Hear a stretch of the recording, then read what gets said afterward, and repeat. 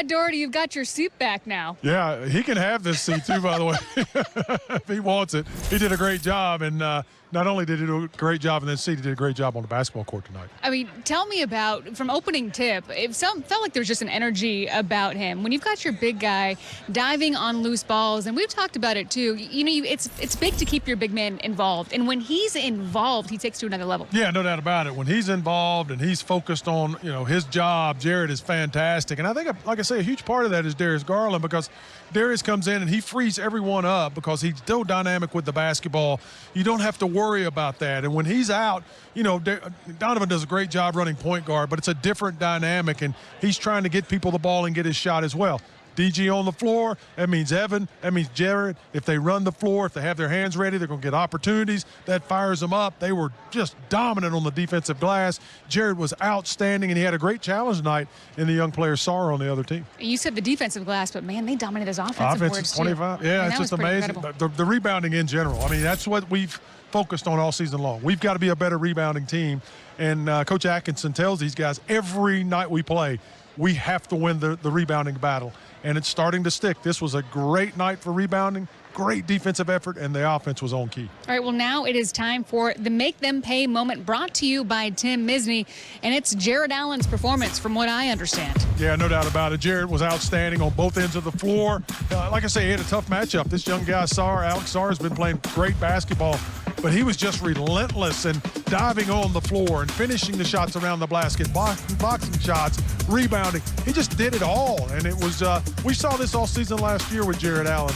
We saw 82 games of this. He's one of the best in the business when he's playing his best. So he was outstanding tonight. A lot of fun. He led us to victory. You know what really upsets me, Brad, is when people question Jared Allen's toughness. I mean, you got to keep in mind, he's missed 2 games, right? He still has a broken finger. Just because he's back does not mean that his broken finger has somehow healed in a week. You know how that is. He is just one of those guys that he doesn't get all the credit that he deserves. Yeah, he doesn't get all the credit. He's very quiet. He just plays the game and goes out and gives it his best, does the best he can. And he's got to answer to that. And he has done a great job of answering to it by playing tough tonight. He's shown his mettle over the 82 games last season. Jared Allen's a tough player, and he's showing it. And you got to keep proving yourself in this league, and he's doing it every night. Well, and the other big, Evan Mobley, this is a guy, too, where his role is so different whether or not Darius Garland is on the floor. And to start this year, he was asked to do a lot of different things, given a lot of freedom.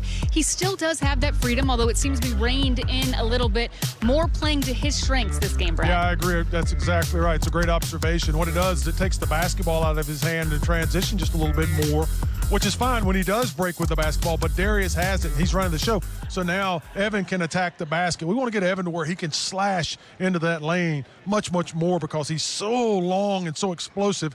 And then he can handle the ball, shoot the 3 every once in a while. But I want to see him post up, mid-post a lot more, take advantage of that skill set.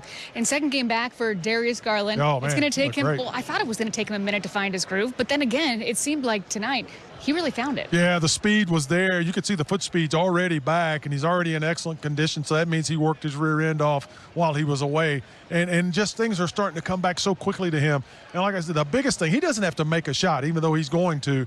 It's just the way he runs our offense. And even in transition, he's got his head up and he's looking for people. He is scoping and searching that floor, looking for the ultimate pass. That puts so much pressure on the defense because you have to account for him everywhere he's at. You know what's interesting in transition, Brad, is you talk about the speed of Darius, and it's not necessarily that when he's bringing the ball up the court, he's going 100 miles an hour. But it's to your point of he's looking for guys. Yeah. He's advancing the ball with the pass. And then once he gets into the half court, it's the pace at which he plays with. Yeah, no doubt about it. He has this ability to adjust his speed while handling the basketball, and it's so hard to get up. It's hard to pick up his cadence with that ball.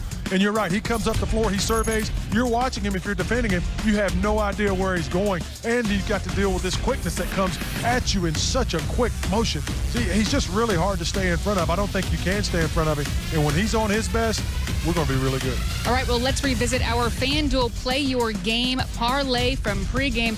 Hey, if you were looking at Darius Garland, keeping your eye on the points and assists this game, you were a winner. Evan Mobley, double-double.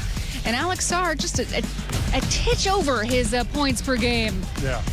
He's usually at 19. That's a tough one. That's exactly that right. was a tough one. Yes, absolutely. All right, Brad, well, as we wrap up my time with you here, look, this is one of those games where You expected the Cavs to win, right? Yeah. The Wizards are in rebuilding mode. Correct. But what does it say about this team where they didn't let up off the gas? Because you've got other games, even the Philly game, there was moments where they let up, and there was plenty of other games to start this year where they let up a little bit. This one, they sustained. That is a great observation, Serena, and that's what you're watching this entirety of this game. How do you start and how do you finish? And when every team in this league can make a run, and when they make runs, how do you respond? And you heard Jared, he says, we wanted to stymie those runs every time, and we did it. So this is a successful night.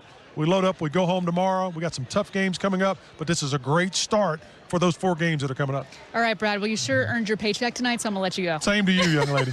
I'm not done yet. We're not done yet here on Cavaliers Postgame Live. We've got to hear from Kenny Atkinson on the other side of the break. Coming up on FanDuel Sports Network. I thought Serena was going to sit in the front row, so I'm a little thrown off here. What did you like most about this one? You know, we've had some, issues extending leads. So it was a real focus. I love the way we came out at halftime, from halftime, where we pushed the lead instead of, oh man, they come back and then we got a game and all that. And that's been a point of emphasis. The guys have been talking about it. Coach has been talking about it. Can you get a lead? Can you extend a lead? Can you keep the lead? Can you keep your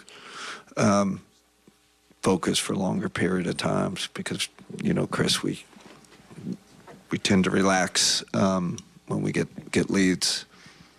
For you guys, you had the most offensive rebounds that you've had in any game in a decade. What do you feel like contributed to that? I was waiting for it to come. Honestly, we promote it. It's part of our offense. It's just a piece of our offense. It's not like secondary. Oh, let's do this after the play. There's a real strategy to it. And I was kind of a little perplexed why we weren't getting more. But it helps when our big guys offensive rebound, right? We obviously crash from the perimeter, but JA 8 offensive rebounds, right? And then CP had 5. He's just got a natural feel. He's got such great lift and can see the ball off the rim. So I think we're plus 20 in the possession game in the second half, which, if you shoot it like we did, and then you're plus 20 in the possession game, that's how you get a big margin of victory. You said something about a week ago that you felt like your defense was a little bit ahead of your offense. Over the last 2 games, you had 132 the other night and a season-high 148 tonight. Where do you feel like this offense is right now, and where do you feel like it can still go? Yeah, I still we're not at the level we were last year. I just feel it. We're still trying to find ourselves. Part of it is DG, and I think Evan's still trying to find his niche. Quite honestly, and I got to figure out a better way to get him better shots. So that would be the one kind of